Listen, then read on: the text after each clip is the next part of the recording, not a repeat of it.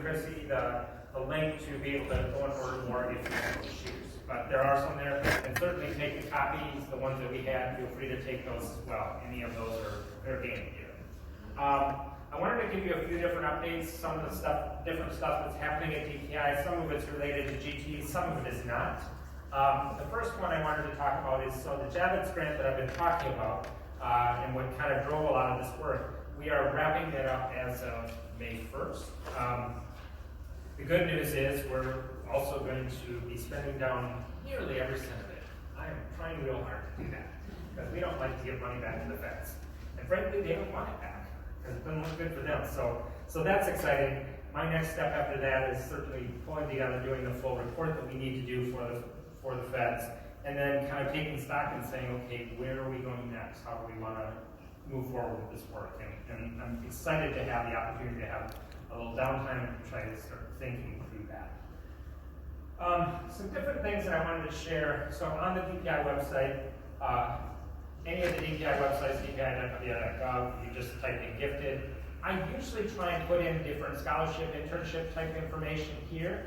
I just added something about some of the stuff Wickedy is doing, WATAG scholarships, the Javits Fraser Scholar Program. So that's PD for teachers. I heard somebody who went to this, it looks like they're accepting applications till May 4th, went to this and felt it was a really good experience. I just had one up on John Blank, had like this fellowship, but that just ended. But the Jacob Fraser Scholar, I think what it ends up doing is sending people to the NAGC conference.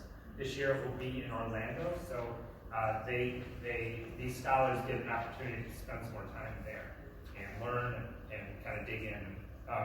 So you're always welcome to check out my website to see what may be there. I try and keep it as updated as possible.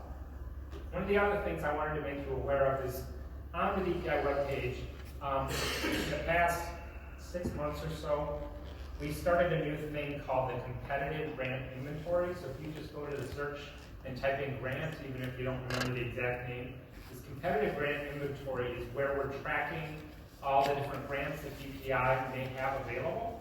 And it talks about who's eligible for applying for that. In some cases, public school districts. In this first one, public school district CSAs. It may talk about a due date, meaning that applications are out and you may be able to do it. If you're interested, then you just link out. So it's all it is kind of a clearinghouse. The grant that I work with, yes, is available to public school districts, public charter schools, independents, community-based organizations, CSAs. We have not yet released that grant. My goal is to try and get that out the door by April 1st, if at all possible. Part of the reason we haven't already gotten it out there is that we're changing the grant template this year. Again, we've been doing a lot of work in the department trying to make our grant application more similar across different grants so that when districts are looking at a grant application, they kind of know that these are all the same animal. But we're still in the midst of doing some work on that, hoping to get that out the door soon. We typically, and I will plan to put it out for 6 weeks so that if districts or you or CISA or whoever wants to apply can apply, they have about a 6-week window. Then we have at least 6 weeks for review and those kind of things, and then we make a decision, a final decision. My goal is to try and get that final decision by June 30th. That hasn't happened once yet in the 2 years that I've been there. I doubt it'll happen this year, but I'm sure going to try. So you can find that at any point. Some of the other work that's happening on other teams, I want to just type in academic standards. So there's been a lot of work happening both with some of my colleagues or with some of the teams that I work closely with. So I'm on the teaching and learning team, and that includes like social studies, environmental ed, fine arts, world languages. We have a specific literacy and mathematics team as well. Some of the people on my team have already completed their standards process. Others are in the middle of starting to do that. But if you're ever interested in trying to figure out kind of where we're at, so English language development, mathematics, alternate social studies, English language arts, FIAD, personal financial literacy, you can always find more information about that But even better than that, we have comment periods, and we actually want feedback from educators who are looking at this and saying, you know, this doesn't make a lot of sense, or why are you doing it this way or that way, or what have you. So that commenting period, it depends on where they're at in the standards process. This is something that you can find out at any point if you want to learn more. We're also, for those standards that are out there, we're doing kind of a rollout process, and not me personally, but my colleagues are doing it. For example, our science consultant who's had the standards out for a while, and our social studies consultant who's had hers out for a while, they're doing work together right now on trying to work with elementary classrooms about building inquiry into their elementary classrooms. Part of the reason, you know, they're certainly going to help with all levels of science and social studies, but part of the reason I think they're focusing a lot of energy on elementary is because we often know that science and social studies are sometimes not being taught at all, or perhaps it's just kind of like an afterthought at that level, so they're trying to come up with ways in which hopefully teachers can do more of that in their elementary classrooms. So there's a lot of good work happening here at the department around standards. You can see timelines, you can see checklists, you can see who's on the review council, but the main thing is kind of where are we at with some different standards, and sometimes, you know, we really want feedback from you in order to get some of that work done. Off this same page, there's also some work happening on high quality instructional materials and professional learning. What I want to say about this is this idea that this is a big push that's happening to say, I don't remember the exact specifics on this, but there is a lot of classrooms that are not actually using curricula that is at the correct grade level to start with. So when we talk about even a gifted or anything, we're talking about trying to differentiate. That's great, we need to do that. But if we're not at a good starting point in the first place, we're already kind of in the hole. We might be differentiating to the level we should have been in the first place. So there's a big push to try and figure out how do we get in front of teachers high quality instructional materials, but also the PD in order to really do this well. So the way they've talked about it, and our literacy and mathematics team is really spearheading this work, but the way they've talked about it is that, yeah, one, we need to make sure that you have the right curriculum to start with. But two, we need to make sure you know how to use it and learn more about it and have time to dig in and try and understand what could this look like, how can we do this in our classrooms. So I like the fact that they have kind of both of those different kind of charges, so you'll hear it talked about as IMPL, instructional materials and professional learning, and hopefully you're going to be hearing more about that soon. All right, another thing, we're in the middle of open enrollment period. That is going until the end of April. I'm sure many of you are aware of that. I just wanted to make sure that you are aware that that is time frame. It started in maybe early February, and it's going until April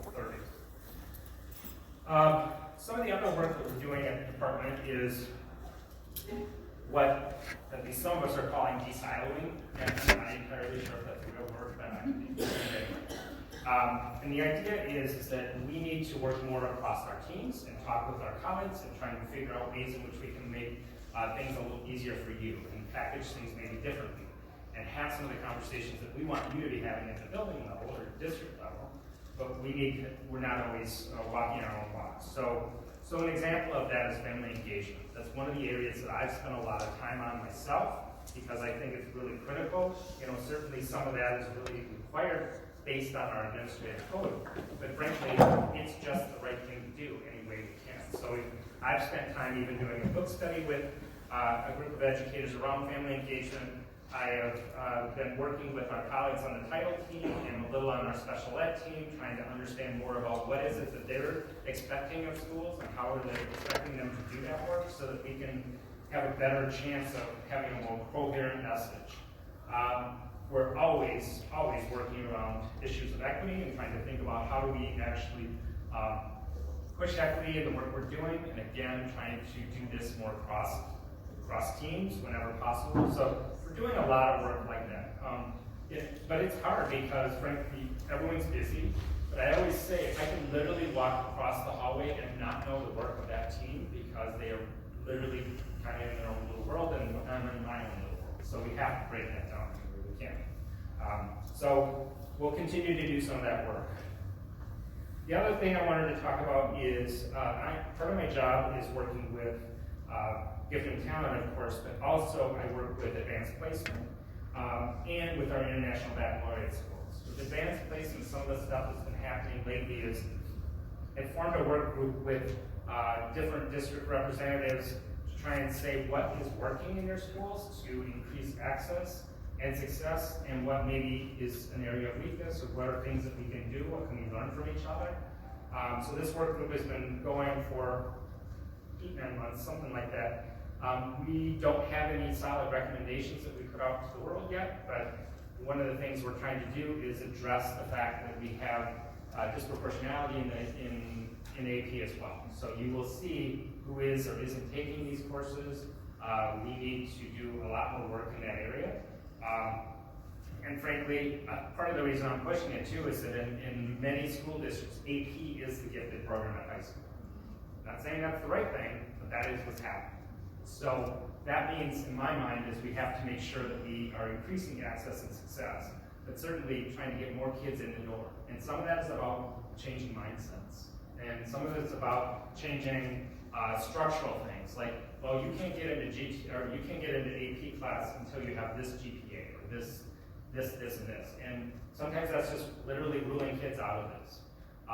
Or, to be fair to teachers, some teachers are feeling, well, we're going to be evaluated. If the number of students who are not getting a 3 or above on AP goes down, that's going to reflect badly on me. We need to work on some of that with leadership as well, to say, getting those kids in the classroom, even if they get a 2, could be really powerful, because at least those students have the opportunity to see what this curriculum is like, to be pushed hard, to be challenged. Maybe they didn't get a 3, maybe they're not getting college credit for it, but that doesn't mean that it was not a valuable process. And so we've got a lot of work to do there, and I'm not sure where we're going to land at this point, but I wanted to make you aware of some of that. The international baccalaureate schools, just show of hands, how many of you know much about IB? Cool. I didn't expect many people would, but I want to just show you a few different things just to share a bit about some of the work that happens in the IB world. So I don't really have an official role with the IB group. I am kind of the liaison to them from DPI, and it's a really interesting group of educators, and I've liked spending time with them. International baccalaureate schools have in their mission the following phrase: to create a better and more peaceful world with intercultural understanding and respect. So these are all things that we, of course, value at the DPI. They have 4 different programs in IB. The different programs are at different levels. So they have what's called the primary years program, middle years program, and the diploma program, which is what people are most familiar with just because it's been around the longest. And their newest one is called the career-related programs. So when we have this meeting of the association, and we do have an association called the Wisconsin Association of IB World Schools, aka WAIS, they work together and meet pretty much monthly to talk about how are they doing, what's happening in their schools, what's something coming up, maybe the national conference is happening or what have you. It's a mix of private and public schools, which is really interesting to kind of get both perspectives from them. And they talk about some business stuff, of course, but then they also break out into kind of light groups. So all of the PYP people will meet for the afternoon and talk about what are you doing, what are things that are working for you, what isn't working. The MYP group meets, the DP and CP group meet as well. So I wanted to just jump over here real quick and go to